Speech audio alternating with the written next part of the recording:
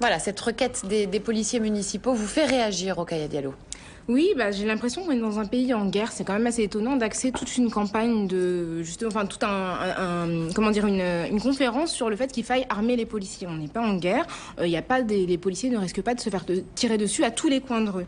Ce que je constate, c'est que ça arrive, mais de là à en faire une problématique centrale, alors que la question, c'est, moi, je me demande dans quelle mesure il ne faudrait pas arrêter de substituer des caméras à des êtres humains. Ce qui manque dans la police municipale, ce sont des humains. Il y a des quartiers qui ne voient jamais de policiers en dehors des moments de révolte, d'émeutes, etc. Donc ces quartiers-là ne sont absolument pas habitués à voir la police municipale. On a quand même retiré la police de proximité.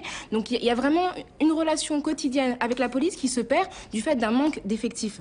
Il faut quand même rappeler que les policiers devraient inspirer un sentiment de sécurité et non pas une peur. Je rappelle quand même que pour les révoltes qui ont éclaté à Clichy-sous-Bois suite à la mort de Ziad Ebouna avait couru, et leur comparse d'ailleurs un troisième jeune, avait couru à la vue du policier parce qu'ils avaient peur, alors même qu'ils n'avaient rien à se remonter. Ça montre bien la dégradation des relations avec les policiers. Et puis il y a eu beaucoup d'accidents et d'incidents avec des armes qui n'étaient pas des armes létales. Je pense à ce jeune homme qui a perdu un œil à cause d'un flashball, ou encore les tasers qui sont quand même soupçonnés d'être à l'origine d'un certain nombre d'accidents assez graves.